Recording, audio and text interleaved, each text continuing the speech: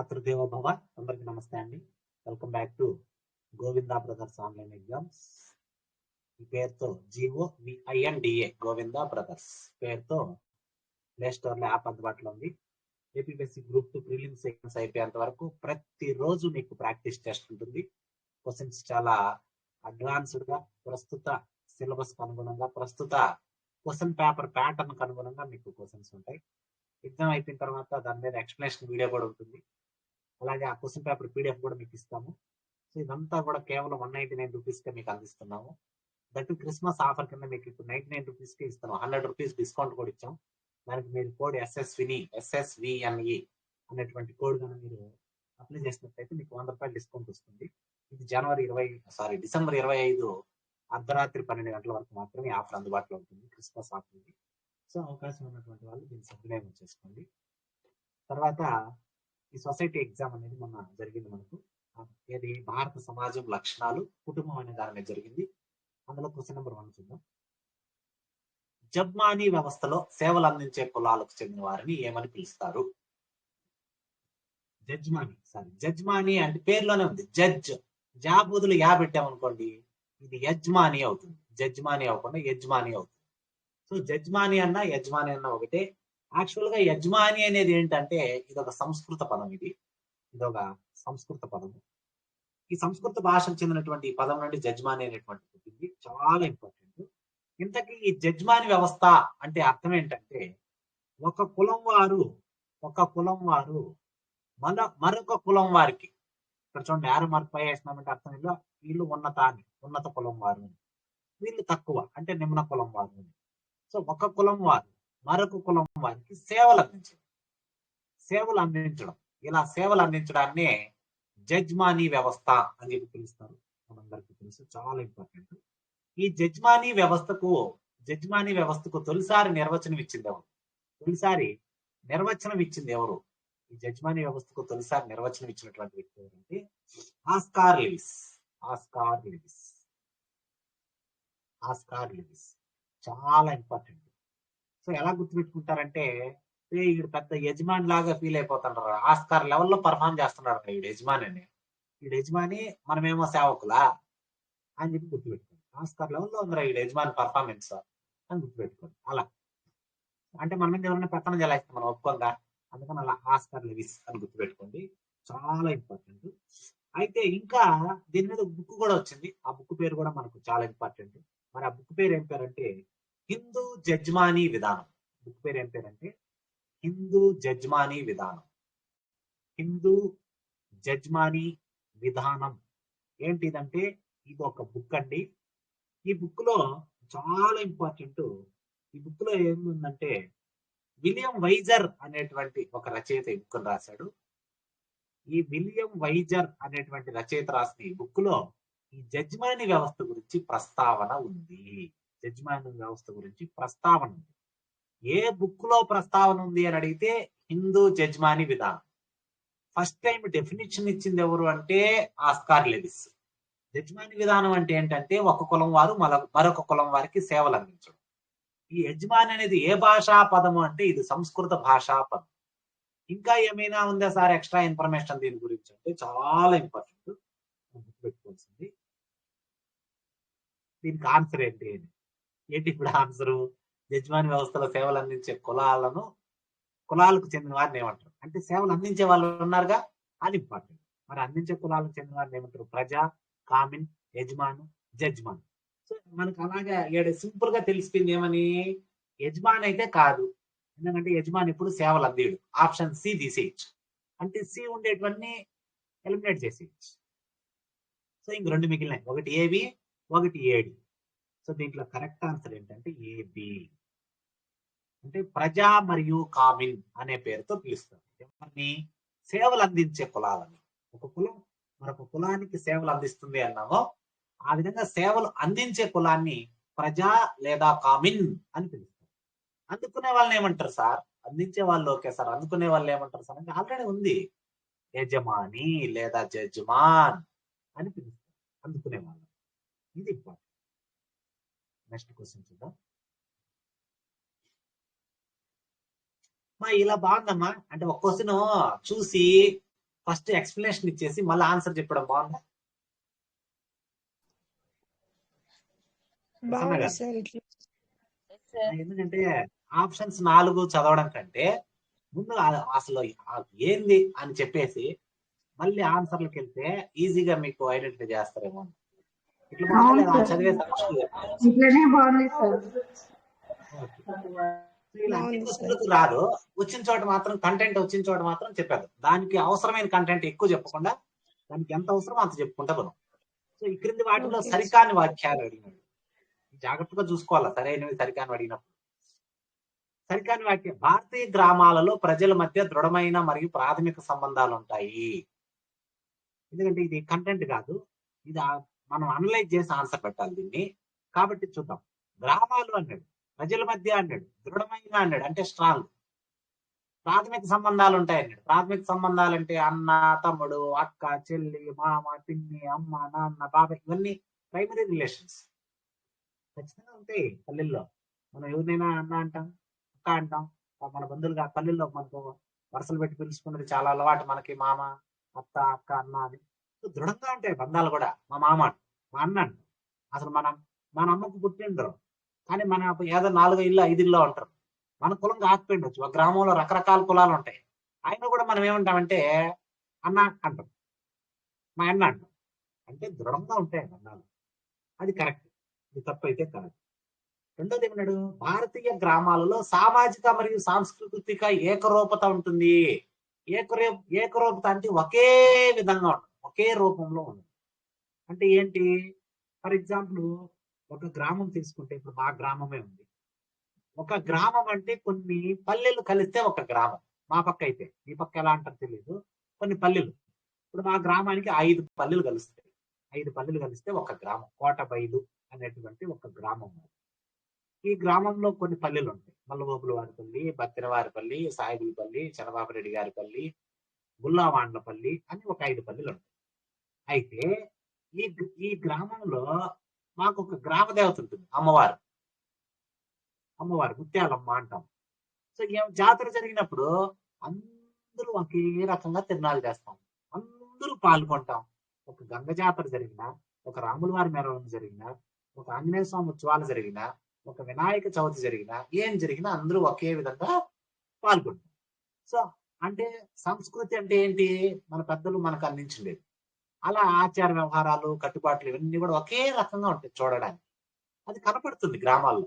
అంతేగాని ముత్యాలమ్మ జాతర అంటే ఒకరేమో అసలు ఆ రోజు మాంసమే తినకుండా ఉండడము, కొన్ని కుటుంబాలు మాంసం తినడము, అలా వేరియేషన్ ఉండదు. ముత్యాలమ్మ జాతర అంటే పొట్టేళ్ళు నరకాల్సిందే, తినాల్సిందే. ఏకరూపత కనపడుతుంది. సో బి కూడా కరెక్ట్. మరి సి చూస్తే సి ఇక్కడ రాంగ్. ఎందుకు సి రాంగ్? భారతీయ పట్టణ సమాజాలలో ప్రజల మధ్య దృఢమైన మరియు ప్రాథమిక సంబంధాలు. పట్టణాలు ఏడుంటాయి? పట్టణాలు ఎలా ఉంటాయి? పక్కింటి వాళ్ళని సార్ అంటాం. సార్ అనేది ప్రాథమిక సంబంధం కాదు. లేదా మేడం అంటాం, లేదా ఏమండి అంటాం. అంటే ఏమని? అది రెస్పెక్ట్ గా ఏమండి అంటే మళ్ళీ భార్య భర్తను భార్య, అది కాదు. పట్టణాలు ఎవరైనా కనబడితే మీరు అని గౌరవిస్తాం, చెప్పండి అంటాం, రెస్పెక్ట్ ఇచ్చి మాట్లాడతాం. ఆ రిలేషన్ ఉండదు, ప్రాథమిక సంబంధం ఉండదు. అన్న బాగున్నావునా, అక్క బాగుండవక్క, తిన్నావక్క, తాత, రామామ, అలాంటి ప్రాథమిక సంబంధాలు ఉండవు పట్టణాల్లో. కానీ ఇక్కడ ఏమన్నాడు? దృఢమైన ప్రాథమిక సంబంధాలు ఉంటాయి అన్నాడు. సో సి అనేది ఇక్కడ రాంగ్, అస్సలు ఉండవు పట్టణ సమాజం. మరి డి చూస్తే డి ఆన్సర్ ఏంటి అంటే భారతీయ పట్టణ సమాజాల్లో ప్రజల మధ్య సామాజిక మరియు సాంస్కృతి బహురూపకత ఉంటుంది. అంతే కదా. పట్టణం అంటే ఏమి?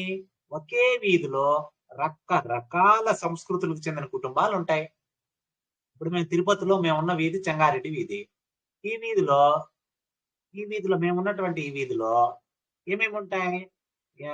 హిందూ కుటుంబాలు ఉంటాయి, ముస్లిం కుటుంబాలు ఉంటాయి, క్రైస్తవ కుటుంబాలు ఉంటాయి. అప్పుడు సంస్కృతిలో ఏకరూపత ఎలా ఉంటుంది? ఉండదు కదా. వాళ్ళ ఆచార వ్యవహారాలు కట్టుబాట్లు వేరే, వీళ్ళ ఆచార వ్యవహారాలు కట్టుబాట్లు వేరే, వీళ్ళ ఆచార వ్యవహారాలు కట్టుబాట్లు వేరే. సో బహురూపకత కనపడుతుంది, అంటే వేరే వేరే డిఫరెన్షియేషన్ కనపడుతుంది, యూనిటీ కనపడుతుంది. కాబట్టి ఇది కూడా కరెక్టే, బహురూపకత ఉంటుంది అన్నది కరెక్టే. సో ఇక్కడ రాంగ్ గా ఉండేది కేవలం సి మాత్రమే. అది నెక్స్ట్, ఈ క్రింది వాటిని జతపరచండి అన్నది. ఈ క్రింది వాటిని జతపరచండి. ఏమిచ్చాడు? నిగ్రాయిడ్, కాక్సాయిడ్, మంగళాయిడ్, ద్రవిడియన్స్. సో నిగ్రాయిడ్ అంటే నలుపు వర్ణం, కాక్సాయిడ్ అంటే తెలుపు వర్ణం, మంగోలాయిడ్ అంటే పసుపు వర్ణం, ద్రవిడియన్స్ అంటే తక్కువ ఎత్తును కలిగి వర్ణం.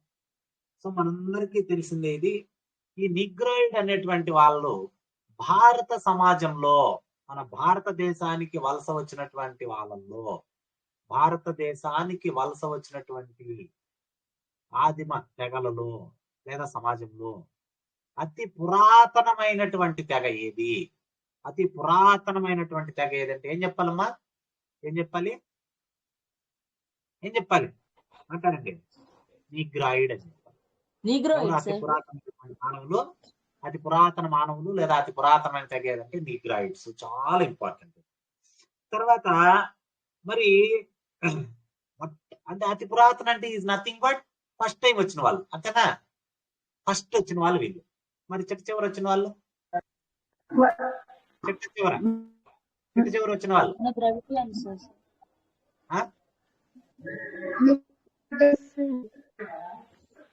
చెట్టు చివరి వచ్చింది ఎవరు? మంగోలాయిడ్స్. చెట్టు చివరి వచ్చినటువంటి వాళ్ళు ఎవరంటే చెట్టు చివరి స్థిరపడి మంగోలాయిడ్స్. చాలా ఇంపార్టెంట్. పసుపు వర్ణాన్ని కలిగి ఉంటారు వీళ్ళు అని చెప్పారు. అది ఈ రెండు ఇంపార్టెంట్ బిట్స్, అంటే ఎక్స్ట్రా ఇన్ఫర్మేషన్.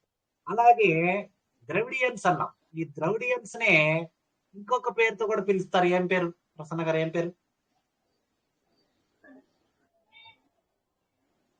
మెడిటరేనియన్స్. ఏమంటారమ్మా? ద్రవిడియన్స్ ఉన్నటువంటి మరొక పేరు ఏం పేరు?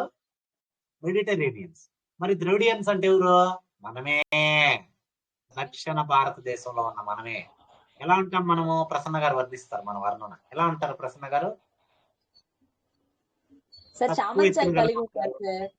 ఎక్కువ ఎత్తు కూడా ఉంటారు, కొంచెం పొట్టి ఉంటారు. అలా తీసుకోవాలి ప్రసన్న గారు. మెజారిటీ పొట్టిగా ఉంటారు, నల్లగా ఉంటారు, లేదా చామన్ చాయ్ కలిగి ఉంటారు. ఇంకా ఎత్తు పళ్ళు ఉంటాయి, పళ్ళు ఎత్తుగా ఉంటాయి, వంపు ఉంటుంది సార్. కలిగి ఉంటారు. ఇది ఇంపార్టెంట్. దీనికి క్వైట్ ఆపోజిట్ ఉండే తగేది అంటే పొడుగ్గా ఉంటారు, తెల్లగా ఉంటారు, బాగుంటారు. మంచి శరీర దారుఢ్యాన్ని కలిగి 6 pack 8 pack. Mongoloids sir. Mongoloids కాదు నాట్ మంగోలాయిడ్స్.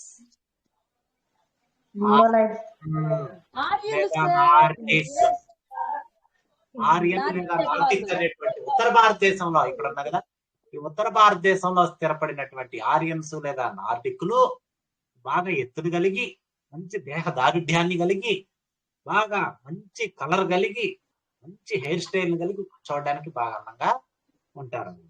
మనం తక్కువ చేసుకోండి ఏంటంటే తప్పదు, అంతే. ఎందుకంటే చెప్పుకోవాలి. సో కాబట్టి ఇవన్నీ దేనికది కరెక్ట్. 1కి A కరెక్ట్, 2కి B కరెక్ట్, 3కి C కరెక్ట్, 4కు D కరెక్ట్.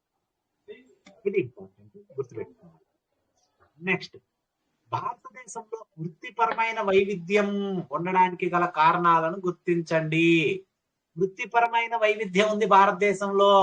అందరూ ఒకే రకమైన వృత్తిని చేపట్టరు, రకరకాల వృత్తులు ఉన్నాయి. ఈ వృత్తులే భారతదేశంలో కులానికి బీజాన్ని వేశాయి. కులానికి బీజం ఎక్కడ పడిందంటే వృత్తుల ద్వారా పడింది. అంటే ఒక వృత్తిని చేసే వాళ్ళు పలానా కులం అని చెప్పి చివరికి డిసైడ్ చేయడం జరిగింది. ఒకప్పుడు కులం ఉండేది కాదు. ఇప్పుడు నిన్న కూడా గరికపాటి గారు ఒక మాట చెప్పారు. మన వేదాలు గాని భగవద్గీత గాని ఎక్కడ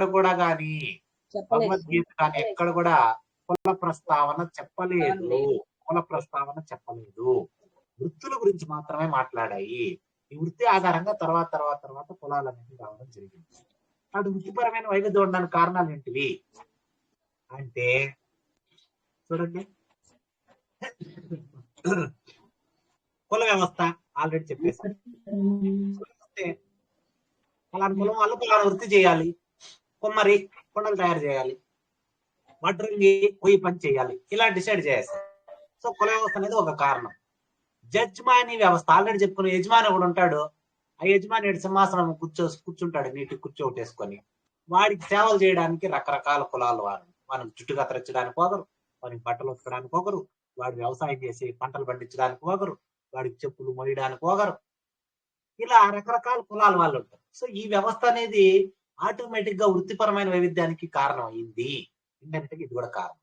మత వ్యవస్థ, మతం ఈజ్ నథింగ్ బట్ కులమా? కాదు. మతం వేరే, కులం వేరే. మతానికి కులానికి సమయం లేదు. ఫర్ ఎగ్జాంపుల్ ఇస్లాం ఉంది, ఇస్లాంలో అంత ముస్లిమ్స్ అంతే, వేరే కులం లేదు. క్రిస్టియన్స్ ఉంది, అంత క్రిస్టియన్స్ అంతే, వాళ్ళ కులం లేదు. ఒక హిందూ మతంలోనే కులాలు ఉన్నాయి. కాబట్టి మత వ్యవస్థ అనేది వృత్తిపరమైన వైవిధ్యానికి దారి తీయలేదు. సో 3 రాంగ్ ఇక్కడ. మరి రాచరిక వ్యవస్థ, రాచరిక వ్యవస్థ కూడా వృత్తిపరమైనటువంటి వైవిధ్యానికి దారి తీయలేదు. ఎందుకు? రాజులు ఎప్పుడు చెప్పలేదు నువ్వు ఈ వృత్తే చేయాలి, నువ్వు ఈ వృత్తే చేయాలి, నువ్వు మీ నాన్న ఈ పని చేస్తున్నావు కాబట్టి నువ్వు ఖచ్చితంగా నువ్వు కూడా అదే పని చేయాలి. మీ నాన్న మాకు బట్టలు ఉతుకుతున్నాడు, సో నువ్వు కూడా ఆ పనే చేయాలి. ఏ రాజు చెప్పలేదు. అందుకు రకరకాల కారణాలు ఉన్నాయి, ఎన్నో కారణాలు ఉన్నాయి, ఎన్నో ఎవిడెన్సెస్ మనకు చరిత్రలో కనపడుతుంది. కాబట్టి అలా వృత్తిపరమైన వైవిధ్యానికి రాచరిక వ్యవస్థ కారణం కాదు. కాబట్టి ఇక్కడ కేవలం 2 మాత్రమే సరైనవి.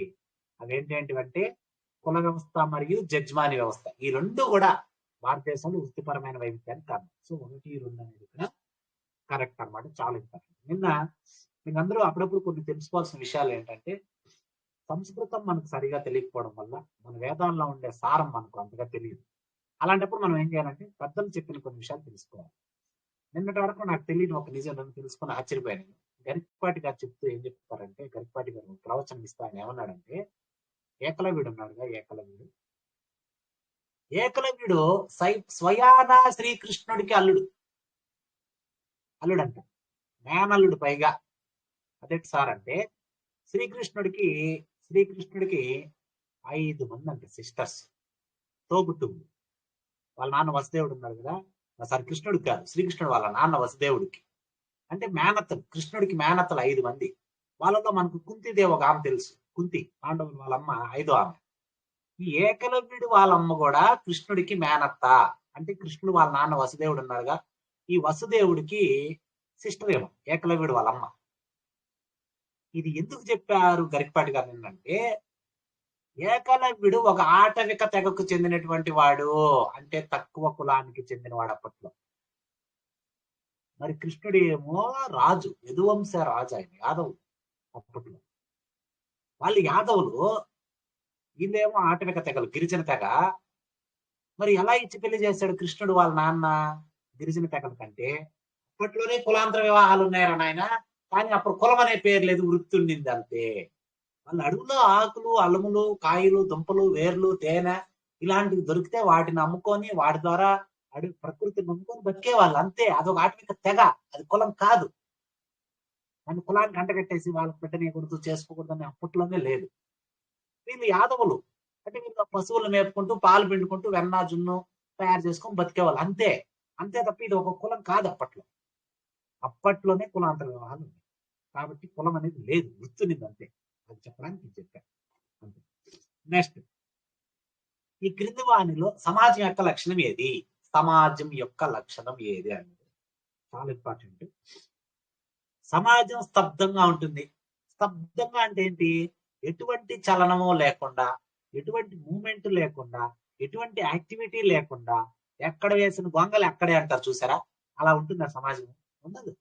సమాజం అనేది అన్నింటినీ ఎన్నో రకాల మార్పులకు, ఒడిదుడుకులకు లోన్ అవుతూనే ఉంటుంది, స్తబ్దంగా ఉండదు. కాబట్టి రాంగ్ అయిపోయింది. తర్వాత రెండోది ఏమన్నాడు? సమాజం స్తబ్దంగా ఉండదు. కరెక్టే, ఇంతసేపు మనం చెప్తున్నాం ఉండదు. తర్వాత సమాజం నందు స్థిరీకరణ ఉంటుంది.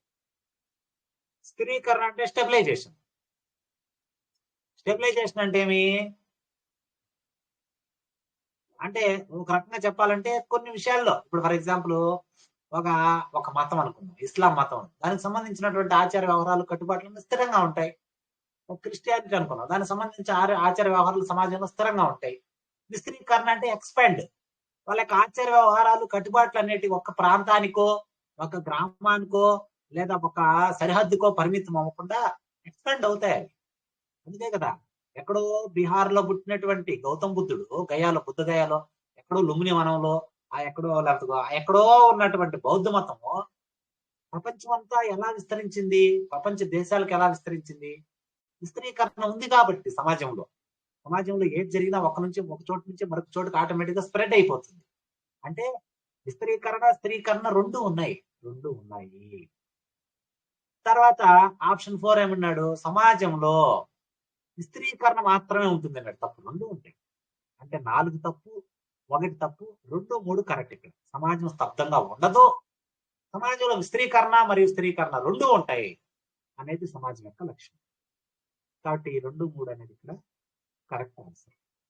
నెక్స్ట్, సమాజం అన్నది సామాజిక సంబంధాల యొక్క అల్లిక లేదా గూడు అని తెలిపింది ఎవరు? సమాజం అనేది సామాజిక సంబంధాల యొక్క అల్లిక లేదా గూడు. ఇది డెఫినేషన్ అండి, ఇది నిర్వచనము. నిర్వచనాలకు మనం ఎటువంటి ఎక్స్ప్లెనేషన్ ఇవ్వలేము. గుర్తుపెట్టుకోవాలంటే మెక్ ఐవర్ కాదు, మెకైవర్ అని కూడా అనొచ్చు.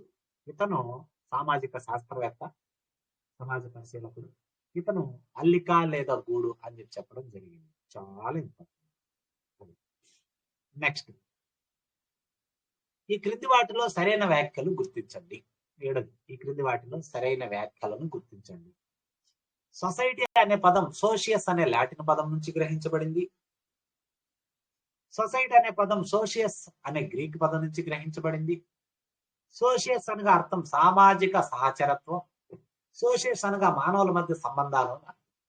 సో ఇక్కడ సరైనవి ఏంటంటే 1 మరియు 3 మాత్రమే సరైనవి.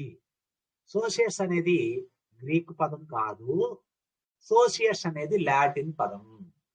ఎలా గుర్తుపెట్టుకుంటారంటే సోలో అని గుర్తుపెట్టుకోండి. నా కోడ్ సోలో ఏం సార్ అంటే, సో అంటే సోషియస్, లో అంటే లాటిన్. లోగా అసలు లాగా అంటే ఏం చేయలేం, అది గుర్తుపెట్టుకోండి. అంటే లాటిన్ ఇలా గుర్తుపెట్టుకోండి. సో అంటే సోషియస్, లో అంటే లాటిన్. సో సొసైటీ అనేటువంటి పదం లాటిన్ పదం అని గుర్తొచ్చేస్తుంది. ఇంకా గ్రీక్ పదం అనేది తప్పు ఆటోమేటిక్. నెక్స్ట్, సోషియస్ అనగా సామాజిక సహచరత్వం అని అర్థం. చాలా ఇంపార్టెంట్. ఇక్కడ ఏం చెప్పాము, సోషియస్ అనగా సామాజిక సహచరత్వము. ఇంకా ఏమేమి అర్థాలు వస్తాయి? సోషియస్ అంటే కామ్రేడ్ అనేటువంటి అర్థం వస్తుంది, మిత్రుడు అనేటువంటి అర్థం వస్తుంది, అలాగే సహోదరుడు అనేటువంటి అర్థం కూడా వస్తుంది. ఇన్ని అర్థాలు వస్తుంది, బాగా గుర్తుపెట్టుకోండి. ఇంకా సోషియస్ అనగా మానవుల మధ్య సంబంధాలు అని అర్థం. కరెక్టే. సారీ, 4 తప్పు. మానవుల మధ్య సంబంధాలు కాదు కదా, కామ్రేడు, మిత్రుడు, సహోదరుడు అని అర్థం. మానవుల మధ్య సంబంధాలు కాదు. కాబట్టి ఇక్కడ 1 కరెక్ట్, 3 కరెక్ట్. సోషియస్ అనేది లాటిన్ పదం కరెక్ట్, సామాజిక సహచరత్వం అని అర్థం వస్తుంది. దాంతో పాటు కామ్రేడు, మిత్రుడు, సహోదరుడు అని వస్తుంది, కానీ మానవుల మధ్య సంబంధాలు అనేటువంటి అర్థం అనేది రాదు. అయితే ఈ సోషియాలజీ అనేటువంటి పదాన్ని తొలిసారి ఎవరు వాడారు? సోషియాలజీ అనే పదాన్ని తొలిసారి ఎవరు వాడారు?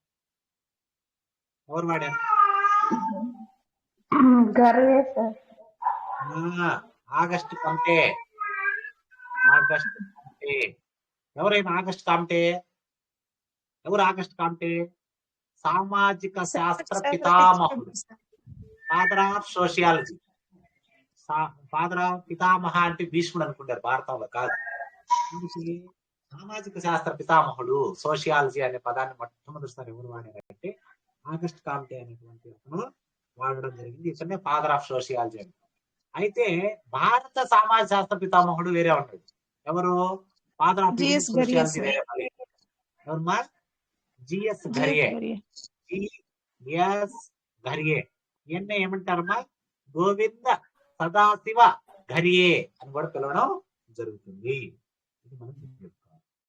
నెక్స్ట్ క్వశ్చన్, ఎంఎన్ శ్రీనివాస్ అనే సమాజ శాస్త్రవేత్త ప్రకారం భారతీయ సమాజంలో భిన్నత్వంలో ఏకత్వానికి దోహదపడిన అత్యంత ప్రధానమైన కారణం ఏమిటి? భిన్నత్వంలో ఏకత్వం అంటే మనందరికి తెలుసు, unity in diversity. Unity in diversity అంటాము.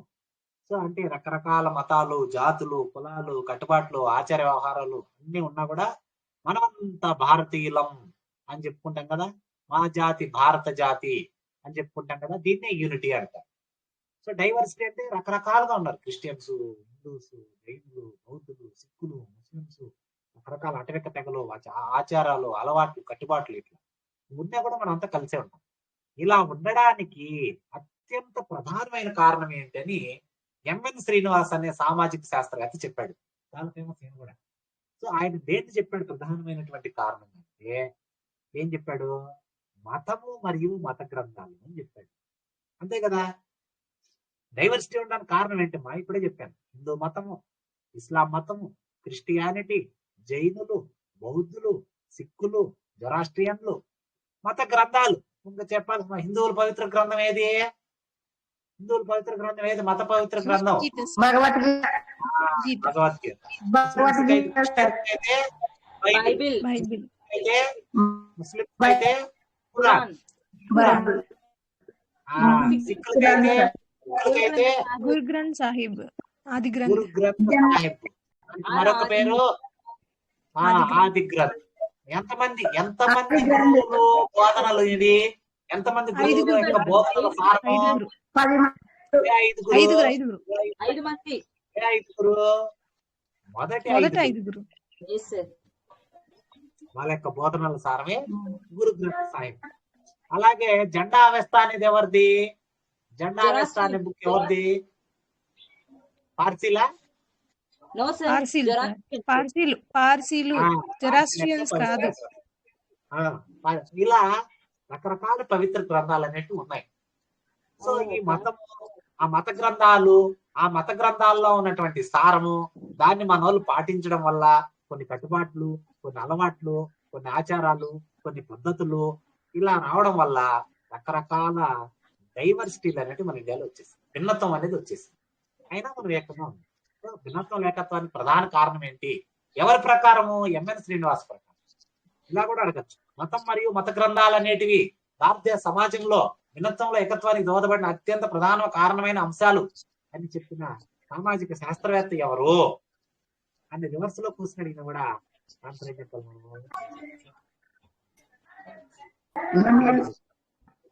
ఎంఎన్ శ్రీనివాస్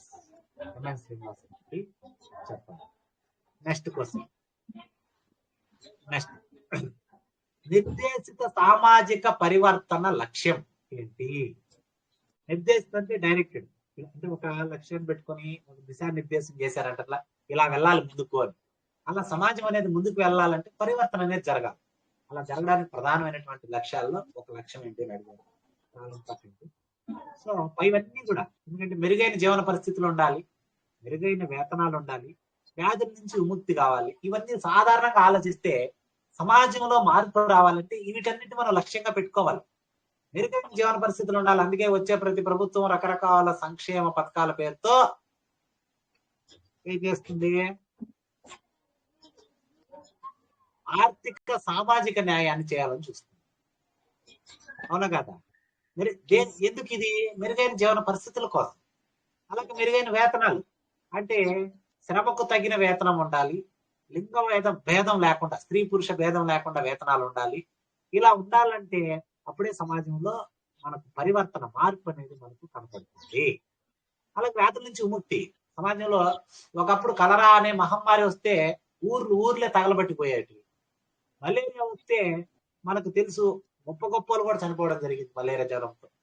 కాబట్టి ఇలా వ్యాధులు వచ్చి ఇంకా మన సమాజంలో చదువుకోకుండా మారుతున్న కాలానికి అనుగుణంగా రకరకాల టెక్నాలజీలను ఉపయోగించి వ్యాధుల నుంచి విముక్తిని పొందేటువంటి మాత్రలు, మెడిసిన్స్ తీసుకొని మానవ జీవన పరిస్థితులను మెరుగు చేసుకొని మనిషి యొక్క జీవన కాలాన్ని పెంచుకోకుండా అలా ఉంటే ఆ మార్పు ఎలా అవుతుందో లేదు.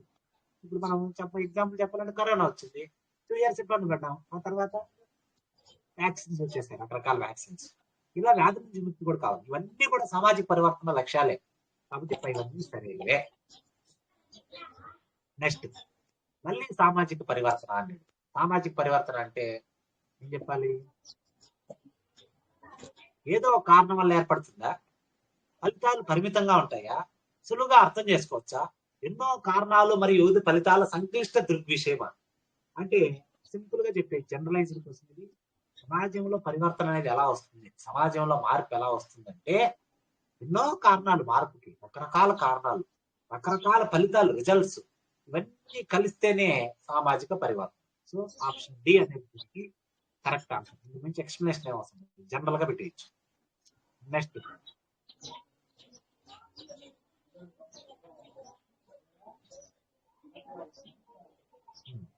మంచి సమాజ వ్యవస్థాపనలో సమూహాలు మరియు ఉప సమూహాలు ఎలా ఉంటాయి?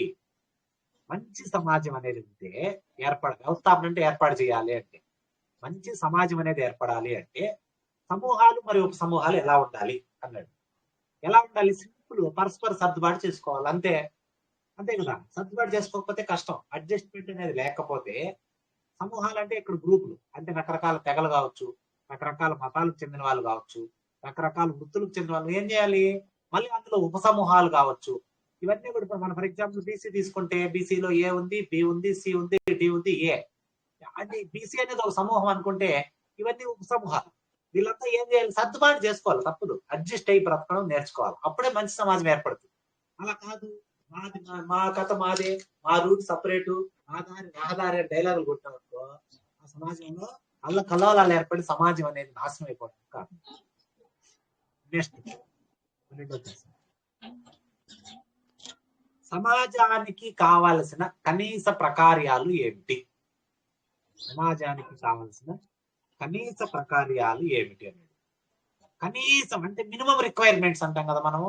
మినిమం రిక్వైర్మెంట్స్ కూడు, గూడు, గుడ్డ అంటాం తెలుగులో అయితే. కూడు, గూడు, గుడ్డ అంటాం. అంటే తినడానికి అన్నము, ఉండడానికి గూడు అంటే చోటు, కట్టుకోవడానికి ఒక బట్ట. ఇవి ఉంటే చాలు మినిమం మనిషి బతికేయచ్చు అంటారు ఒకప్పుడు అనేవాళ్ళు. హిందీలో కూడా, ఉర్దూలో కూడా అంటారు రోటీ, కపడా, మకాన్ అంటారు. రోటీ అంటే తినడానికి తిండి, కపడా అంటే కట్టుకోవడానికి గుడ్డ, మకాన్ అంటే ఉండడానికి ఒక చోటు. అలా.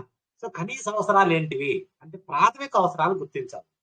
అంటే ఇప్పుడు ఫర్ ఎగ్జాంపుల్ నాకు తినడానికి తిండి లేదు, నాకు కార్, లగ్జరీ కార్ ఇచ్చినారు, ఏం చేసేది నేను అంటే ప్రసన్న లాంటి తెలివైన స్టూడెంట్ ఏం చేస్తారంటే ఆ కార్ అమ్మేసి హ్యాపీగా కొన్ని నెలల పాటు రోజు బిర్యానీ తింటాను సార్ అంటే చెప్పేది అలా అని కాదు. తిండి తీర్చాము, తినడానికి తిండి లేనప్పుడు తిండి పెట్టి కడుపు నింపాలి. అనవసరమైనవి ఇవ్వకూడదు. అవసరమైనవి ఫస్ట్ ప్రైమరీ నీడ్స్ ఏం కావాలి. అందుకే మనం భారతదేశంలో ఎప్పటి నుంచి ఏం చెప్తున్నారు? విద్య, వైద్యం అనేది ప్రతి ఒక్కరికి ప్రాథమిక అవసరము. ఈ రెండింటిని ఫ్రీ చేసేయండి అంటారు. చేయదు, ఎందుకంటే ఈ రెండింటితోనే భారతదేశం చాలా మంది బతుకుతున్నారు. నెక్స్ట్ క్వశ్చన్,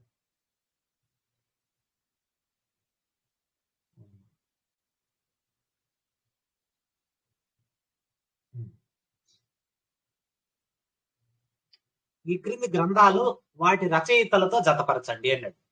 ఈ క్రింది గ్రంథాలను వాటి రచయితలతో జతపరచండి అన్నాడు. మరి Asian drama, the society, linguistic survey of India, religion and society among the Coorgs, బుక్కులు. సో కరెక్ట్ ఆన్సర్ ఏంటంటే బి. అంటే ఏబిసిడి అంటే ఏషియన్ డ్రామా అనేటువంటి బుక్ ఎవరు రాశారు? గున్నార్ మెడాల్ అనేటువంటి సామాజికవేత్త రాశాడు. ద సొసైటీ రాసింది ఎవరు? మెకైవర్.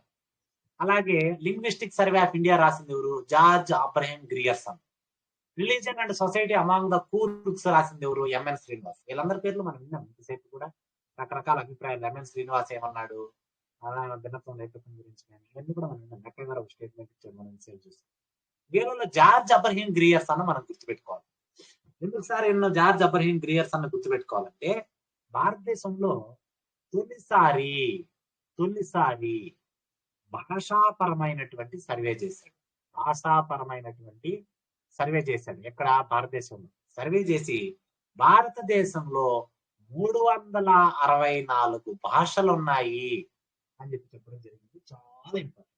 మన భారత ప్రభుత్వం అధికారికంగా భారత రాజ్యాంగంలో ఎన్ని భాషలను గుర్తించింది? వెంటనే చెప్పాలి. 22 సార్. 22 సార్. మరి వీటిల్లో ఏ షెడ్యూల్ లో ఉన్నాయి? ఇవి 8వ షెడ్యూల్లో ఉన్నాయి సార్. ఉన్నాయి. అక్కడి చెప్పా ఏబి అనే ఫ్రెండ్స్ పిఎం ఆఫీస్ పోయి జీకే నేర్చుకున్నారు అని చెప్పి బిడిఎంఎస్ అని, కేఎంఎం అని చాలా చెప్పా మీకు ట్రిక్లు. ఒకసారి చూడండి. కాబట్టి ఈయన మాత్రము జార్జ్ అబ్రహం గ్రియర్సన్ అనేటువంటి వ్యక్తి మాత్రము భాషాపరమైనటువంటి సర్వే చేశారు తొలిసారి భారతదేశంలో భాషాపరమైనటువంటి సర్వే చేసి 364 భాషలు, అంటే 1 ఇయర్ గుర్తుపెట్టుకోండి, 365 అలా గుర్తుపెట్టుకోండి. ఇలా ఇంకా సింపుల్ గా గుర్తుపెట్టుకోండి. సన్ అంటే ఎస్ఎన్ సన్, సూర్యుడు గుర్తుపెట్టుకోండి. సూర్యుడు చుట్టూ భూమి తిరగడానికి 1 ఇయర్ టైంలో గుర్తుపెట్టుకోండి. నెక్స్ట్, జాతుల వర్గీకరణకు సంబంధించి క్రింది వాటిలో సరి కానిది ఏంటి అని అడిగాడు. సరి కానిది, ఇక్కడ భారత సమాజంలో పురాతన మానవులు నిగ్రిటోలు మనం ఆల్రెడీ చెప్పుకున్నాం. వీళ్ళు ఫస్ట్ వచ్చారు అని మనం చెప్పుకున్నాం. అలాగే నిగ్రిటోల తర్వాత పశ్చిమ ఆసియా నుండి మన దేశానికి వచ్చింది వెస్టర్న్ బ్రాకిస్ పాలన. ఇది తప్పు. ఎందుకు తప్పు అంటే ఫస్ట్ మన భారతదేశానికి వచ్చింది ఎవరు? అంటే నిగ్రిటోల్. నిగ్రిటోల్ తర్వాత మన భారతదేశానికి పశ్చిమ ఆసియా దేశాల నుంచి, వెస్టర్న్ ఏషియా కంట్రీస్ ఉంటాయి కదా, ఈ పశ్చిమ ఆసియా దేశాల నుంచి మన భారతదేశానికి వచ్చింది ఎవరు అంటే వెస్టర్న్ బ్రాకిసెఫాల్ కాదు. ఎవరికైనా ఐడియా ఉందా? Proto Australoids. వ్యవసాయం కూడా వీళ్ళే తీసుకొస్తారు. Very good. ప్రోటో ఆస్ట్రలాయిడ్స్ అంటారు. ప్రేమమ్మ చెప్పినట్టు భారతదేశంలో వ్యవసాయాన్ని పరిచయం చేసింది కూడా వీళ్ళే. భారతదేశంలో వ్యవసాయాన్ని పరిచయం చేసింది కూడా ఈ ప్రోటో ఆస్ట్రలాయిడ్సే. ఇది బాగా గుర్తుపెట్టుకోవాలి, చాలా ఇంపార్టెంట్. తర్వాత కాబట్టి ఆప్షన్ 2 రాంగ్. నిగ్రిటోల్ తర్వాత వచ్చింది ఎవరంటే ప్రోటో ఆస్ట్రలాయిడ్స్. తర్వాత మరి వెస్టర్న్ బ్రాకిసెఫాల్ కి ఒక ఇంపార్టెంట్ బిట్ ఉంది. ఏంటి, ఎవరైనా చెప్తారా? వెస్టర్న్ బ్రాకిసెఫాల్ కి వీళ్ళు భారతదేశానికి వచ్చినటువంటి స్థిరపడిన తెగలు ఉన్నాయి కదా, వీళ్ళ అల్ప సంఖ్యలో ఉన్న తెగ ఇది. అల్ప సంఖ్యలో ఉన్న తెగ ఏది? వెస్టర్న్ బ్రాకిసెఫాల్స్ అనేది అల్ప సంఖ్యలో ఉన్న తెగ. ఇంకోటి ఏంటంటే ఈ నిగ్రిటోలు కావచ్చు, లేదా ప్రోటో ఆస్ట్రలాయిడ్స్ కావచ్చు, లేదా మంగోలాయిడ్స్ కావచ్చు, లేదా ఆర్యన్లు కావచ్చు, వీళ్ళందరూ కూడా భారతదేశానికి వచ్చినారు కదా. ఏ తెగలోనూ ఉపతెగలు లేవు. కేవలం ఈ వెస్ట్రన్ బ్రాకిసెఫాల్లో మాత్రమే 3 ఉపతెగలు ఉన్నాయి. వెరీ వెరీ దీంట్లో మాత్రమే మనకు 3 ఉపతెగలు కనపడతాయి. ఆ 3 ఉపతెగలు ఏంటివి? ఎవరైనా చెప్తారా? ఆర్పినాయిడ్ ఒకటి, ఆర్పినాయిడ్ అనేటువంటి ఉపతెగ ఒకటి, ఆర్మినాయిడ్ అనేటువంటి ఉపతెగ ఒకటి, డైనారిక్ అనేటువంటి ఉపతెగ ఒకటి. డైనారిక్, ఆర్పినాయిడ్, డైనారిక్ అనేటువంటి 3 ఉపతెగలు మనకు వెస్టర్న్ బ్రాకిసెఫాల్ లో కనిపిస్తాయి. ఈ వెస్టర్న్ బ్రాకిసెఫాల్ అనేది అల్ప సంఖ్యలో ఉన్నటువంటి తెగ మన భారతదేశంలో. సో మొట్టమొదటిసారి వచ్చింది నిగ్రిటోల్ తర్వాత వచ్చింది ప్రోటో ఆస్ట్రలాయిడ్స్. భారతదేశానికి వ్యవసాయాన్ని పరిచయం చేసింది ఎవరంటే ప్రోటో ఆస్ట్రలాయిడ్స్. తర్వాత చివర వచ్చి స్థిరపడిన వారు ఎవరు? మంగోలాయిడ్స్. ఆల్రెడీ మనం ఇది కూడా చెప్పుకున్నాం. పసుపు వర్ణాన్ని కలిగి ఉంటారు వీళ్ళు. మరి సింపుల్ గా చెప్పాలంటే చైనా వాళ్ళు లాగా ఉంటారు. అరుణాచల్ ప్రదేశ్ అంటే ఈస్టర్న్ స్టేట్స్ లో ఎక్కువ ఉంటారు వీళ్ళు ఈశాన్య భారతదేశంలో. తర్వాత ఆర్యుల కన్నా ముందు మన దక్షిణ భారతదేశంలో నివసించింది మెడిటరేనియన్స్, అంతే కదా. నేను ఆల్రెడీ మీకు చెప్పా, మన భారతదేశాన్ని ఊహించుకున్నప్పుడు దక్షిణ భారతదేశంలో ఉండే వాళ్ళని ఏమంటారని చెప్పాను? ద్రవిడులు. ఈ ద్రవిడులనే మెడిటరేనియన్స్ అంటారు. ఉత్తర భారతదేశంలో ఉన్నటువంటి వాళ్ళని ఏమంటారు? ఆర్యులు. ఉత్తర భారతదేశంలో ఉన్నటువంటి వాళ్ళని ఆర్యులు. ఈ ఆర్యుల కన్నా ముందే ద్రవిడులు అందరికంటే ముందే వచ్చిన వాళ్ళు నిగ్రిటోస్. అయితే అందుకని ఇప్పుడు తమిళనాడులో అప్పుడప్పుడు ఏమంటారు వాళ్ళు, ఈ మోడీని ఉత్తర భారతదేశంలో ఉంటే వాళ్ళని ఏమంటారంటే మీరు మా ఇండియా వాళ్ళు కాదు, ఇండియా మాది, ఒరిజినల్ ఇండియన్స్ మేము అని చెప్పి అప్పుడప్పుడు అంటూ ఉంటారు. దానికి కారణం ఇదే, అది మనం గుర్తుపెట్టుకోవాలి. సో మెడిటరేనియన్స్ అన్నా ద్రవిడులు అన్నా ఒకటే. ఇది ఇంపార్టెంట్.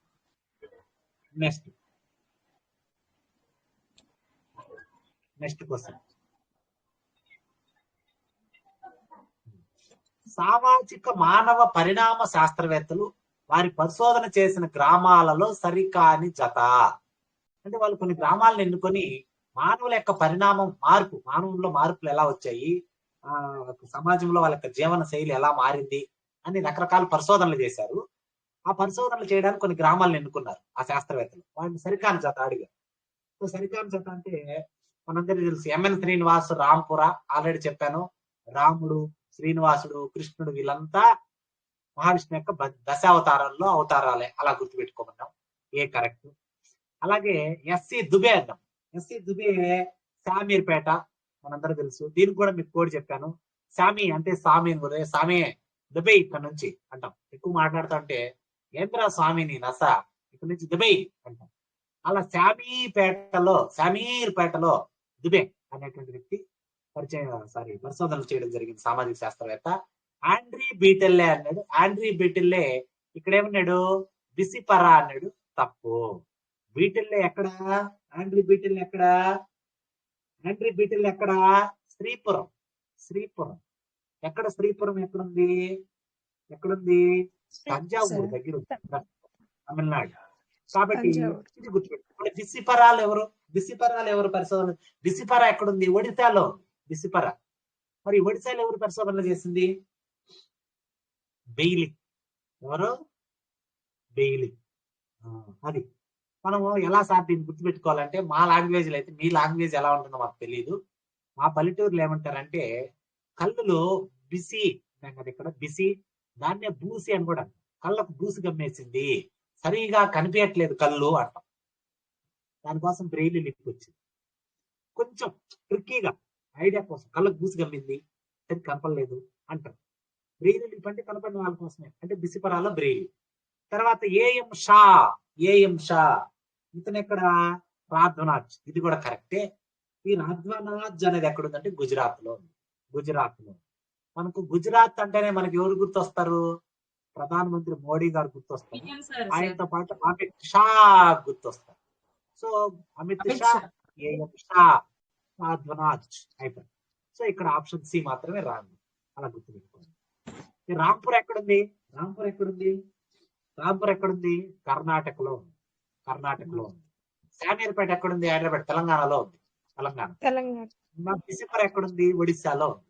శ్రీపురం ఎక్కడుంది? తంజావూరులో. రాధ్వనాథ్ ఎక్కడుందంటే గుజరాత్ లో.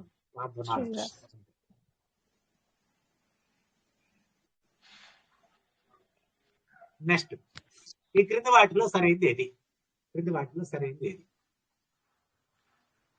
సో గారో కుటుంబంలో వారసురాలని నోక్నా అంటారు. గారో తెగలో విస్తృత కుటుంబాన్ని ఈంగ్ అంటారు. మాతృకేంద్రీయ కుటుంబానికి గారో తెగ ఒక ఉదాహరణ. గారో తెగలో మృతులకు చేసే కర్మకాండల ఉత్సవాన్ని మార్చుంగ్ అంటారు. సో సరైన మాత్రమే అడిగినారు, చాలా ఇంపార్టెంట్. ఇక్కడ ఒకటి చూద్దాం. గారో తెగలో కుటుంబ వారసురాలని నోక్నా అంటారు. అవును, కుటుంబ వారసురాలని నోక్నా అని పిలుస్తాను. చాలా ఇంపార్టెంట్, బాగా గుర్తుపెట్టుకోవాలి. తర్వాత అంటే ఏమంటారంటే ఇక్కడ ఎలా గుర్తుపెట్టుకుంటారంటే నో అని గుర్తుపెట్టుకోండి. రా పక్కన పెట్టండి, నో ఒక్కటి గుర్తుపెట్టుకోండి. అంటే వారసురాలుగా ప్రకటిస్తానే మిగిలిన వాళ్ళు నో నేనుంటా వారసురాలుగా, నేను ఒప్పుకోను, నో అంటారు. అలా గుర్తుపెట్టుకోండి.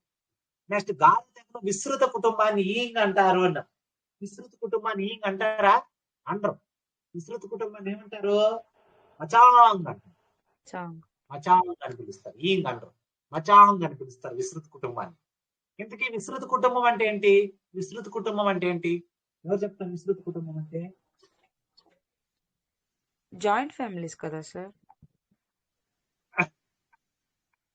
విస్తృత కుటుంబం is nothing but joint family.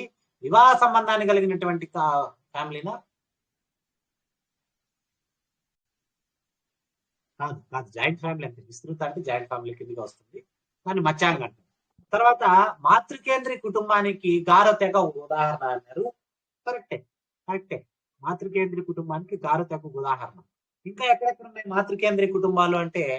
కేరళలో నాయర్లు మనకు తెలుసు, నాయర్ అంటారు చంద్రముఖి సినిమాలో.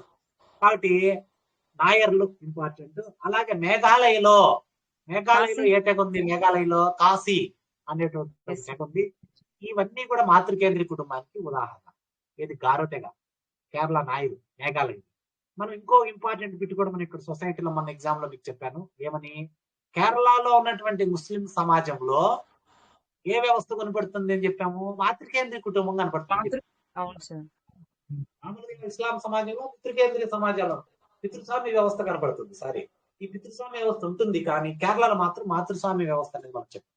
అలాగే గారో తెగలో మృతులకు చేసే కర్మకాండల ఉత్సవాన్ని ఏమంటారని చెప్పాము? మార్చుంగ్ అంటారని చెప్పాము. తప్పు. మార్చుంగ్ అనేది ఏంటి? విస్తృత కుటుంబాన్ని మార్చుంగ్ అంటారు. మరి కర్మకాండల ఉత్సవాన్ని ఏమంటారు? డెలింగ్ సన్ అంటారు. డెలింగ్ సన్. యాక్చువల్ గా కర్మకాండలు ఎవరు చేయాలి అంటే హిందూ సంప్రదాయం ప్రకారం కొడుకు చేయాలి సార్, కొడుకు. సన్ అనాలి. కాబట్టి అలా.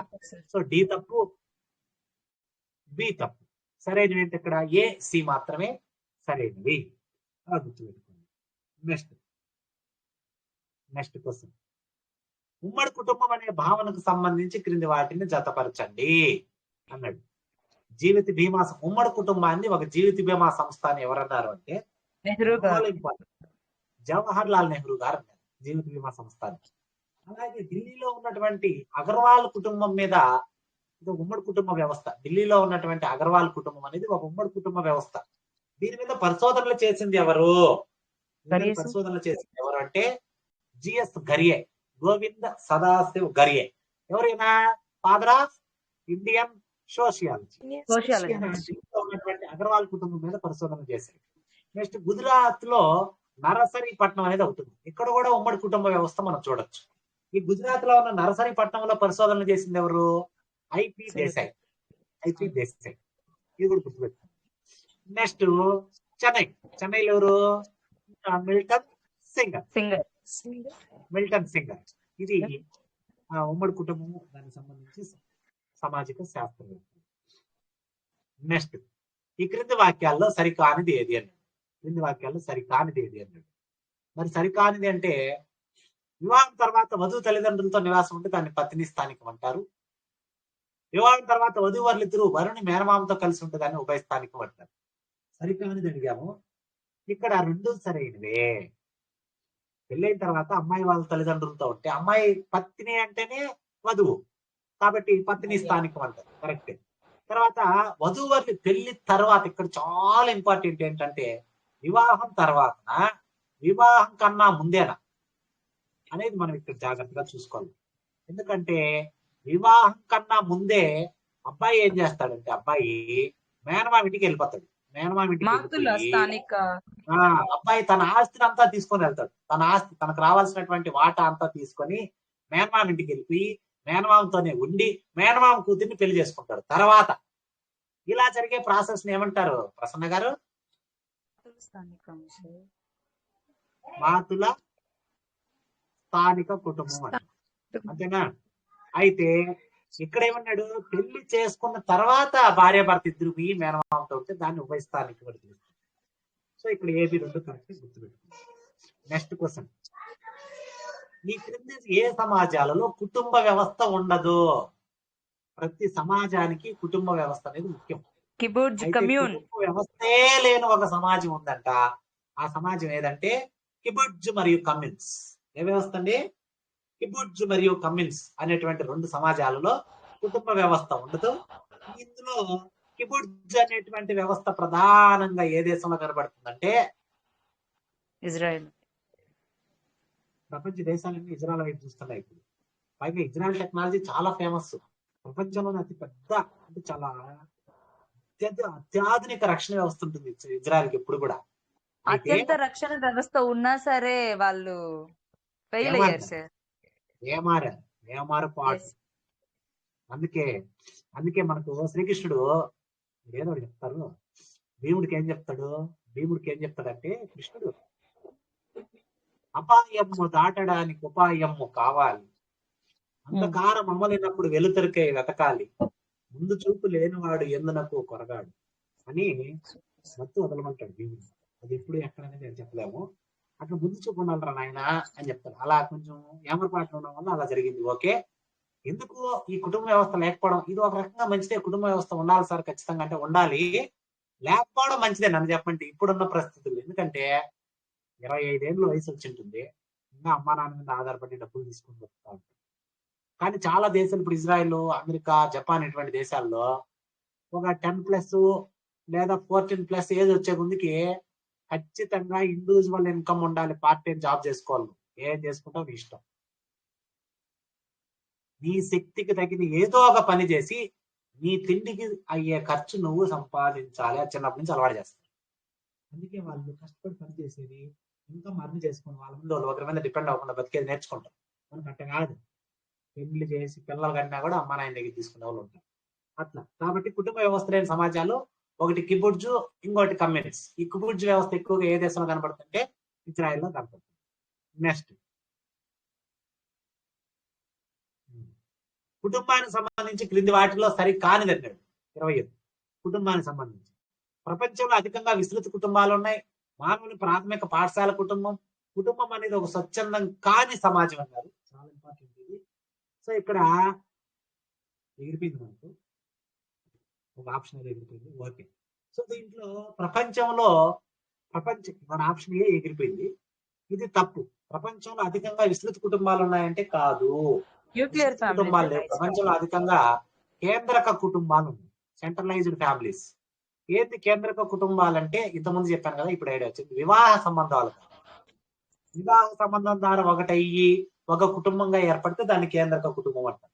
మరి విస్తృత కుటుంబం అంటే మనం అయిపోయింది జాయింట్ ఫ్యామిలీ అంటే. జాయింట్ ఫ్యామిలీ అంటే ఉమ్మడి కుటుంబం, ఏకరక్త కుటుంబం అని కూడా పిలుస్తారు. ఒకే రక్త సంబంధీకులంతా ఒకే చోట ఉంటారు. దాన్ని విస్తృత కుటుంబం అని పిలుస్తారు. ప్రపంచంలో ఇటువంటి కుటుంబాలు లేవు. ఎక్కువగా కేంద్ర కుటుంబాలు ఉన్నాయి. సో బి తప్పు. ఇంకా మానవ ప్రాథమిక పాఠశాల కుటుంబం తెలిసిందే. స్వచ్ఛందం కానీ స్వచ్ఛందం ఉండదు కుటుంబంలో ఎప్పుడు కూడా. స్వచ్ఛందంగా అంటే ఏమి ఇండివిజువాలిటీ, ఎవరు పాటుకోళ్ళు అలా ఉండదు. కుటుంబం అంటే ఒక ఉమ్మడి సమూహం. అందరూ కలిసి నిర్ణయాలు తీసుకొని ఏ పని చేయాలన్నా ఎలా ఉండాలన్నా ఉన్నటువంటి ఉమ్మడి సమూహం, స్వచ్ఛంద సమూహం. నెక్స్ట్ ఉమ్మడి కుటుంబంలో ఎన్ని తరాల వారు నివాసాన్ని కలిగి ఉంటారు? చెప్పాను ఇంపార్టెంట్ క్వశ్చన్. 5 తరాల వారు ఉమ్మడి కుటుంబంలో నివాసాన్ని కలిగి ఉంటారు. నెక్స్ట్ ప్రకార్య గణనీయ ఉమ్మడి కుటుంబం అనగా, ప్రకార్య గణనీయ ఉమ్మడి కుటుంబం అనగా ఏంటంటే ఇది సింపుల్ ఎక్స్ప్లెనేషన్ లేదు. ఆస్తి ఉంటుంది, ప్రతి కుటుంబానికి ఆస్తి ఉంటుంది, అధికారం ఉంటుంది. సో ఈ ఆస్తి అధికారం అనేటివి ఉమ్మడిగా ఉంటాయి. ఆస్తి అధికారం అనేటివి ఉమ్మడిగా ఉంటాయి. నివాసాలు అంటే ఉన్నటువంటి చోట్లు మాత్రం వేరువేరుగా ఉంటాయి. వేరువేరుగా ఇండ్లు అంటే వేరువేరుగా ఉంటాయి. కానీ ఆస్తి అధికారం మాత్రం ఉమ్మడిగా ఉంటుంది. అలా ఉంటే దాన్ని ప్రకార్య గణనీయ కుటుంబం అంటారు. ఎక్కడుంది? ఆప్షన్ సీనా. ఆస్తి అధికారం ఉమ్మడిగా ఉంది, నివాసాలు వేరుగా ఉంటే దాన్ని ప్రకార్య గణనీయ ఉమ్మడి కుటుంబం అని పిలుస్తారు. నెక్స్ట్ ఈ క్రింది వాక్యాల్లో సరైనది ఏది అని అడిగాడు. ఈ క్రింది వాక్యాల్లో సరైనది ఏది? భారతీయ ఉమ్మడి కుటుంబాన్ని గ్రేట్ హోమ్ అని పిలిచింది బెల్లి. భారతీయ ఉమ్మడి కుటుంబం జాయింట్ స్టాక్ కంపెనీ అని పిలిచింది హెన్రీ మెయిన్. చాలా ఇంపార్టెంట్ దీనికి. సో రివర్స్ ఇచ్చేసాను. రివర్స్ ఇచ్చాను. 2 తప్పే ఇక్కడ. ఏబి 2 తప్పే. ఎందుకంటే జాయింట్ స్టాక్ కంపెనీ అని పిలిచింది ఎవరంటే బెల్లి. ఎలా గుర్తుపెట్టుకుంటారు? నా స్టాక్ మార్కెట్ లో కంపెనీలో పెట్టుబడి పెట్టాను, కంపెనీలో పెట్టుబడి పెట్టాను, అది మెల్లిగా గ్రోత్ వస్తుంది అని గుర్తుపెట్టుకోండి. ఇంకా మీరు ఏదైనా మంచిది ఉంటే చెప్పండి. సార్ జాయింట్ స్టాక్ అంటే జాయింట్ అంటేనే ఈజ్ నథింగ్ బట్ లింక్ కదా సార్. మెల్లి అంటాం సార్. ఓకే, ఎవరికి నచ్చింది. ప్రేమమ్మ ఏదో చెప్పారు. నన్ను సరిగ్గా వినలేదులేండి సార్. అంటే జాయింట్ స్టాక్ కంపెనీ అది వినలా. ఉమ్మడి కుటుంబం అంటే మెల్లి అని విని నేను తప్పుగా చెప్పాను. ఓకే, తర్వాత గ్రేట్ హోమ్ అని ఎలా గుర్తుపెట్టుకుంటారు అంటే మెయిన్ డాడీ మెయిన్ కదా సార్ ఇంట్లో. హోమ్ మెయిన్ అలా గుర్తుపెట్టు. నెక్స్ట్ కుటుంబ భావనకు సంబంధించి క్రింది వాటిని జతపరచండి అన్నాడు. కుటుంబ భావనకు సంబంధించి క్రింది వాటిని జతపరచండి అన్నాడు. చాలా ఇంపార్టెంట్. డైరెక్ట్ గా ఏబిసిడి ఇది కూడా. స్కంద కుటుంబం లీప్లే అనేటువంటి వ్యక్తికి నిర్వచనం ఇచ్చాడు. కేంద్రక కుటుంబం, వైవాహిక కుటుంబాన్ని మనం కేంద్ర కుటుంబం అంటాము. విస్తృత కుటుంబం అంటే ఏకరక్త కుటుంబం మనం ఆల్రెడీ చెప్పుకున్నాం. అనుకుటుంబం అంటే జిమ్నార్ మన్ అనేటువంటి వ్యక్తి అనుకుటుంబం అనే దానికి నిర్వచనం ఇవ్వడం జరిగింది. సో ఏబిసిడి అనేది ఇక్కడ కరెక్ట్ ఆన్సర్. నెక్స్ట్ 25 కుటుంబ పరిణామ క్రమానికి సంబంధించి మోర్గాన్ ప్రకారం కింది వాటిలో సరైనది. చాలా సో పరిణామం అనేది ఎక్కువగా జరిగిపోయింది. ఎక్కువ ఇస్ నథింగ్ బట్ మోర్. అలా గుర్తుపెట్టుకుంది. సార్ గాన్ అంటే వెళ్ళిపోయింది. పరిణామం అనేది చాలా ఎక్కువగా వెళ్ళిపోయింది ముందుకు, కుటుంబ పరిణామం అనేది. అలా గుర్తుపెట్టుకోండి. దీంట్లో కరెక్ట్ ఆన్సర్ ఏంటంటే బి, సరైన క్రమం. ఫస్ట్ ఏకరక్త కుటుంబం ఉంటుంది, చివరిలో ఏక వివాహ కుటుంబం ఉంటుంది. గుర్తుపెట్టుకోండి. ఫస్ట్ ఒకే రక్త సంబంధికులు, ఫస్ట్ ప్రయారిటీ రక్త సంబంధికులకు, తర్వాత ప్రయారిటీ వివాహకులు. కానీ ఇది రివర్స్ అయిపోయింది కదా, వివాహం తర్వాతనే రక్త సంబంధికులు కదా. కాబట్టి మామూలుగా అందుకే వేమన ఒక పద్యం చెప్పాడు, ఏమని? ఆలి మాటలు విని అన్నదమ్ముల రోసి వేరు పోవు వాడు వెర్రివాడు, కుక్క తాకు బట్టి గోదావరి ఇదన యశోదాభిరామ వినురువేమ అని. దాని అర్థం ఏంటి సార్ నన్ను అడగద్దండి, మీకు తెలిసి యూట్యూబ్ లో చూసుకోండి. తెలుసు కాబట్టి సార్, ముందు కానీ ఏకరక్త మా ఉండాలా, వినకూడదు అని చెప్తున్నారు. తర్వాత ఏక వివాహం. నాకేం సంబంధం లేదు, నేనేం చెప్పలేదు. దయచేసి ఎవరు మనోభావాలన్న దెబ్బని అంటే క్షమించండి. కాబట్టి ఏకరక్త ఏక వివాహ, మొదట ఏకరక్త ఉండాలి, తర్వాత ఏక వివాహం ఉండాలి. మధ్యలో పునర్లియన్ సిండయాస్మిన్ పితృస్వామ్య పిఎస్పి అని గుర్తుపెట్టుకోండి. పిఎస్పి మధ్యలో ఆర్డర్ కోసం. ఫస్ట్ ఏకరక్త, మళ్ళీ లాస్ట్ లో ఏక వివాహం, మధ్యలో పిఎస్పి పునర్లియన్ సిండయాస్మిన్ పితృస్వామ్య. అది ఆర్డర్. ఈ ఆర్డర్ చెప్పింది ఎవరంటే మోర్గాన్. మరి చాలా ఎక్కువ అయిపోయిందిరా ఇది ఆర్డర్ అని గుర్తుపెట్టుకోండి. మోర్ అంటే ఎక్కువ. నెక్స్ట్, కాశీ తెగకు సంబంధించి క్రింది వాటిలో సరైనది ఏది? కాశీ తెగకు సంబంధించి క్రింది వాటిలో సరైనది ఏది అని అడిగాడు. చాలా ఇంపార్టెంట్. అన్ని సరైనవే. ఎందుకు? కనిష్ట కూతుర్ని కకద్దు అంటారు. Very very important. కాశీ కకద్దు గుర్తుపెట్టుకోండి. కాశీ కకద్దు కూతురు అన్ని కానే, అన్ని కానే. కనిష్ట కూతురులో కూడా కానే, కనిష్టాల్లో కూడా కానే. అలా గుర్తుపెట్టుకోండి. తర్వాత కాశీ తెగలో విస్తృత కుటుంబం ఉంటుంది, అంటే ఏకరక్త కుటుంబం ఉంటుంది. ఇంగ్ అంటారు. ఇంగ్ మింగ్ అంటే మింగులు అంటారు కదా, అంటే ఏకరక్తం అంటే అందరూ కలిసిపోవడం. అవును సార్, అవును, అది చెప్దాం అనుకున్నా. మింగ్లింగ్ మింగ్ అంటాం కదా సార్, కలిసి ఉంటారు. అవును, అంతేనా? నెక్స్ట్, కాశీలలో కకద్దు నిర్వహించే ఉత్సవాన్ని సెలబ్జర్ ఉత్సవం అంటారు. అంటే కనిష్ట కూతురికి ఒక ఉత్సవాన్ని నిర్వహిస్తారు, దాన్ని ఏమంటారు? సెలబ్జర్. అంటే సెలబ్రేట్ చేసుకుంటారు. ఉత్సవం ఈజ్ నథింగ్ బట్ సెలబ్రేట్. సెలబ్జర్. అలా గుర్తుపెట్టు అంతే. నెక్స్ట్ విల్లంబుల ఉత్సవం తోడా తెగల్లో జరుపుతారు. విల్లంబుల ఉత్సవాన్ని పితృత్వాన్ని నిరూపించేదానికి జరుపుతారు. తోడా తెగ బహుభర్తృత్వం అనే లక్షణాన్ని కలిగి ఉంటాయి. పై మూడింటిలో సరైనవి ఏది అన్నాడు. సో అన్ని కరెక్ట్. ఏబిసి అన్ని సరైనవే. మనకు తెలుసు తోడా అనేది నీలగిరి హిల్స్ లో ఉంటుంది. ఎక్కడండి ప్రసన్న గారు? తమిళనాడులో, Karnataka? Tamil Nadu sir. Very good. తమిళనాడులో ఉంటుంది ఇది తోడా అనేటువంటి తెగ. వీళ్ళు మహాభారతంలో ఎవరి వంశానికి చెందిన వాళ్ళని చెప్పుకుంటారు? ద్రౌపది మేడం. కదా, 5 మందిని పెళ్లి చేసుకుంది కదా ఏమా. అందుకే ఈ తెగ బహుభర్తృత్వాన్ని చూపిస్తుంది. మరి విల్లంబుల ఉత్సవాన్ని పితృత్వాన్ని నిరూపించడానికి చెప్తారు. ఎవరు తండ్రి అని చెప్పడానికి ఉత్సవాన్ని చేస్తారు. ఇది తోడా తెగలో కనిపిస్తుంది, మనందరికి తెలిసిందే. నెక్స్ట్, ఫ్యామిలీ అనే పదానికి సంబంధించి క్రింది వాటిలో సరి కానిది ఏది అన్నాడు. ఫ్యామిలీ అనేది ఒక ఆంగ్ల పదం. ఫేములస్ అనే రోమన్ పదం నుంచి పుట్టింది. ఫిమిలియా అనే లాటిన్ పదం నుంచి పుట్టింది. ఫేములస్ అనగా కుటుంబం. దీంట్లో సరి కానిది ఏది? డీతం. ఫేములస్ అంటే కుటుంబం కాదు, సేవకుడు. ఫేములస్ అంటే ఎవరు? సేవకుడు.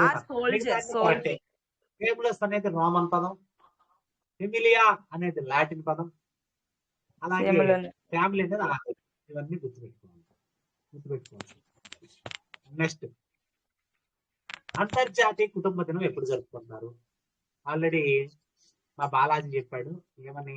మే 15 వారం అంతా మే 15 సార్, మే 15. 15 రోజులు ఒకరు పని చేయాలి, 15 రోజులు ఇంకొకరు పని చేయాలి. 15 రోజులు ఒకరు పని చేయాలి, 15 రోజులు ఒకరు పని చేయాలి. సారీ, వారం కాదు, 15 రోజులు కదా. 15 రోజులు భర్త పని చేస్తే 15 రోజులు భార్య పని చేయాలి. అంటే 15వ తేదీ కన్ఫర్మ్. మరి ముందు నెల ఎలా అంటే భర్త చెప్పాడు భార్యకి ఏమని? భర్త ప్రేమగా మే అని పిలుస్తాడు. ఏ మే అంటున్నా పుష్పాల. ఆ విధంగా మే అని పిలుస్తాడు. మే 15 రోజులు నువ్వు పని చేయి, 15 రోజులు నేను పని చేస్తా అని చెప్పి భర్త భార్యకి చెప్పాడు. అలా గుర్తుపెట్టుకుంది, మే 15. నెక్స్ట్,